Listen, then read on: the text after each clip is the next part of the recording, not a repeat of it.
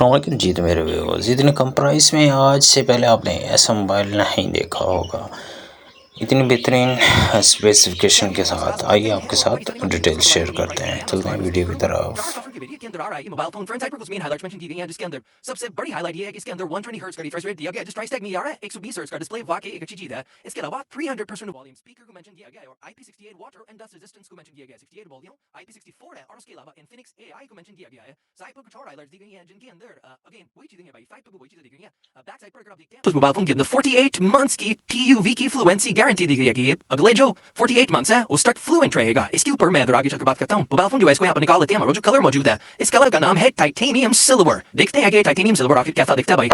Box में सबसे बड़ा आपको डिवाइस देखने को मिल जाती है। अब इन्फिनिक्स उन कुछ ब्रांड्स में से है जो कि कम प्राइस रेंज के अंदर भी जो सामान है वो पूरा डाल के बेचता है, यानी कि आपको यहाँ पर एक हार्ड शेल केस जो है वो देखने को मिल रहा है स्मार्टफोन के साथ। उसके अलावा इन्फिनिक्स का ये वारंटी कार्ड है। क्या ये वारंटी कार्ड है? पहले जमाने में तो आपको वारंटी कार्ड लेके जाना पड़ता था। अब ये वारंटी कार्ड सिर्फ एक मतलब आप समझ लें कि ऑथेंटिकेशन के लिए एक्चुअली जो वारंटी है वो मोबाइल फोन जब आप ऑन करेंगे तब से स्टार्ट होती है। इसके अलावा यहाँ पर एक 10 वाट का अडैप्टर देखने को मिल जाता है। ये चीज इंटरेस्टिंग है। मोबाइल फोन के डब्बे के अंदर जो अडैप्टर को देखने को मिल रहा है वो 10 वाट का है। ये मोबाइल फोन 15 वाट की फास्ट चार्जिंग सपोर्ट करता है, तो जो चार्जिंग स्पीड है वो 15 वाट तक सपोर्टेड है। अगर आप दूसरा कोई फास्ट चार्जर यूज करते हैं, बॉक्स के अंदर एक type A to type C वाली जो केबल है वो भी आपको देखने को मिल जाती है। अच्छा भाई, हम बॉक्स से मोबाइल फोन को यहाँ पर निकाल चुके हैं और मोबाइल फोन के ऊपर से जो स्टिकर वगैरह है इनको भी हम रिमूव कर लेते हैं। ये जो टाइटेनियम सिल्वर कलर है ना, ये देखने में टाइटेनियम वाली फिनिश जरूर प्रोवाइड करता है, बट एक्चुअल में ये प्लास्टिक है। ऑल्दो ये जो बैक है ना, ये प्लास्टिक होने के बावजूद भी आपको ग्लास वाली जो वाइबर फील है ना वो देती है। मतलब इसको आप हाथ लगाएंगे ना वैसे आप ग्लास को टच कर रहे हैं, लेकिन है ये प्लास्टिक की। ऊपर इस साइड पर आपको ड्यूल स्पीकर की जो ग्रिल है वो देखने को मिल जाती है। बैक पर ड्यूल कैमरा है, इसमें एक 8 मेगापिक्सल का सेंसर है और दूसरा बेसिकली आपका QVDA सेंसर है। नीचे टाइप सी की पोर्ट, आपका हेडफोन जैक और उसके अलावा स्पीकर ग्रिल देखने को मिल जाती है। और इस साइड पर वॉल्यूम रॉकर कीज और आपका फिंगरप्रिंट स्कैनर जो है वो आपको देखने को मिल रहा है। सिम स्लॉट भी आपको दी गई है, तो हम पहले सिम सिचुएशन भी चेक कर लेते हैं। ओके भाई, सिम स्लॉट वाली साइड से कोई भी सरप्राइज देखने को नहीं मिलता। ये 64 GB इंटरनल स्टोरेज के साथ आता है और जिस रेंज में ये मोबाइल फोन आ रहा है इसका प्राइस टैग 23,999 है।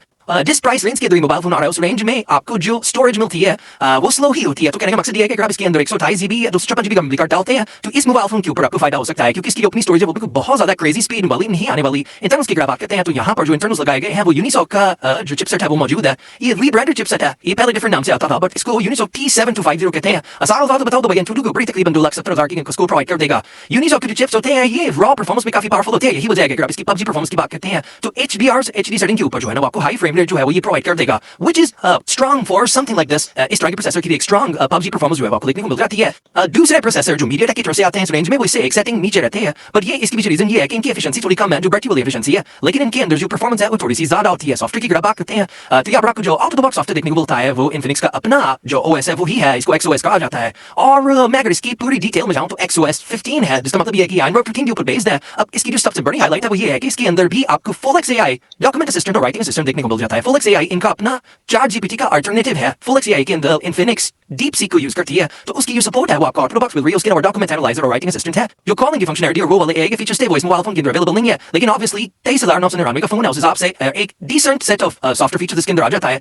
डिस्प्ले भी पहले डिस्कस कर लेते हैं, मैं कैमरा पे चला गया था भाई। डिस्प्ले जो यहाँ पर लगाया गया है Infinix के मुताबिक दिस इज अ 700 निट्स की पीक ब्राइटनेस वाला डिस्प्ले, और Infinix ये कहती है कि ये आउटडोर डिस्प्ले है। मुझे ऐसा लगता है कि आउटडोर के हिसाब से अभी भी इसकी ब्राइटनेस थोड़ी कम लगती है, लेकिन ये बात जरूर है कि अगर आप इंडोर में देखेंगे तो उसकी ब्राइटनेस ठीक ठाक है। आउटडोर की जो ब्राइटनेस है मुझे ऐसा लगता है कि 1000 निट्स से ऊपर होनी चाहिए, बट डिस्प्ले की क्वालिटी काफी सॉलिड, और डिस्प्ले के अंदर जो प्राइस टैग के हिसाब से सबसे बड़ा फीचर दिया गया है वो स्क्रीन रिफ्रेश रेट का है। यहाँ पर 120 हर्ट्ज आपको रिफ्रेश रेट मिल जाता है। अगेन 23,999 के हिसाब से एक काफी डिसेंट डिस्प्ले है। नीचे चिन मौजूद है बट ओवरऑल डिस्प्ले काफी डिसेंट है। कैमरास की अगर बात करते हैं तो फ्रंट और बैक दोनों ही 8 मेगापिक्सल के सेंसर्स हैं, और हमने इन सेंसर्स को ट्राई आउट किया है। एंड इन रियलिटी एक चीज जिसने मुझे सरप्राइज किया वो ये है कि ऑल्दो जो कलर्स हैं वो ये थोड़े से येलोइश टोन के अंदर रखता है, बट इसकी जो रेजोल्यूशन है कैमरास की वो नहीं फील होती कि वो 8 मेगापिक्सल है, वो उससे ज्यादा फील होती है। कलर्स बेहतर हो सकते हैं, तो मैं ये रिकमेंड करूंगा कि कोई बंदा ये मोबाइल फोन खरीद रहा है तो तस्वीर खींचने के बाद उसको किसी कलर वाले सॉफ्टवेयर के अंदर डालकर फिल्टर वगैरह लगा लेना, ये आपके कलर्स को बेहतर कर देगा। क्योंकि अच्छी बात ये है कि इस कैमरा के अंदर रेजोल्यूशन मौजूद है, तो अगर आप इसके ऊपर AI का फिल्टर लगाते हैं ना या AI की किसी सॉफ्टवेयर से इसको एडिट करते हैं तो ये तस्वीर को काफी डिसेंट तरीके से एडिट कर देगा। वीडियो साइट की अगर बात करते हैं तो यहाँ पर 2K वीडियो रिकॉर्डिंग जो है वो दी गई है, क्योंकि यूनिसॉक का चिप सपोर्ट करता है, तो फ्रंट और बैक दोनों में ही 2K वीडियो रेजोल्यूशन आपको मिल जाती है। पोर्ट्रेट मोड वगैरह दिया गया है, सुपर नाइट मोड के नाम से भी एक मोड दिया गया है जो काम करता है,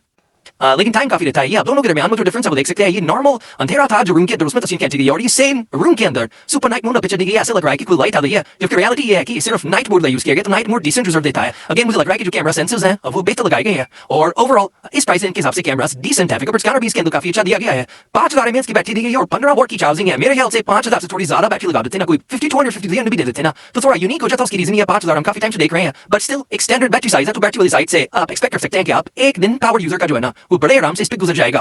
बट ओवरऑल प्राइसिंग के हिसाब से आपको स्पीकर या डिस्प्ले वाली साइड से मसला नहीं आने वाला, क्योंकि यहाँ पर इस वीडियो में स्पीकर की बात कर रहा हूँ, लेकिन मैं बेसिकली दिखाना ये चाह रहा था कि इसकी स्पीकर की क्वालिटी कैसी है। लगाया गया है सिक्योरिटी रेटिंग में, तो आपको 12 वगैरह में ये चीज जरूर है कि इन्फिनिक्स ने यहाँ पर स्पीकर दिया है। ये चीज भी जरूर है कि जब दोनों स्पीकर चल रहे होते हैं तो आपको वो जो स्टेरियो का इफेक्ट है वो आ जाता है। स्पीकर लाउड भी है, लेकिन ये बात भी जरूर है कि ऊपर और नीचे वाले स्पीकर के अंदर जो पावर का डिफरेंस है वो काफी ज्यादा है। अब ऐसे कह सकते हैं कि 70% पावर आपको नीचे वाला स्पीकर देता है, 30% ऊपर वाला देता है। तो गेमिंग के दौरान अगर आप इसको बंद कर देते हैं आपको आवाज आ जाएगी, लेकिन अगर आप म्यूजिक के दौरान इसको बंद कर देते हैं तो आपको प्रॉब्लम होने वाली है। ओवरऑल अगर आप इस फोन के रिलेटेड मेरा ओपिनियन जानना चाहेंगे तो मैं यही कहूंगा कि बड़े अच्छे बात एक वैल्यू फॉर मनी डिवाइस जो पाकिस्तानी मार्केट के अंदर लॉन्च हुई है, मैं बड़ा स्ट्रिक्ट रहा हूं इस मोबाइल फोन के ऊपर, बिकॉज मैं चाहता था कि आजकल जो कंपनीज है ना वो कुछ नया नहीं कर रही, बट अगर आप पाकिस्तानी मार्केट की करंट हालात की बात करते हैं ना तो अपने प्राइस रेंज में this is one of the nicest devices जो कि आप इस टाइम पे बाई कर सकते हैं, क्योंकि 23,999 में आपको एक मुकम्मल पैकेज मिल रहा है, जो कि अगर मैं किसी बंदे को कहूं तो मैं बड़े आराम से रिकमेंड कर सकता हूं। चल बने जरूर टाइप कर लीजिए इस फोन के लिए, आपकी ओपिनियन मुझे नीचे कमेंट्स के अंदर बताइएगा। By the way video post होगी मोबाइल फोन मार्केट के अंदर आ चुका होगा, तो होपफुली आप लोग इसे परचेज कर सकेंगे। सब्सक्राइब नहीं किया तो कर लें इस वीडियो में। इतना ही, this is the last of. अल्लाह हाफिज़।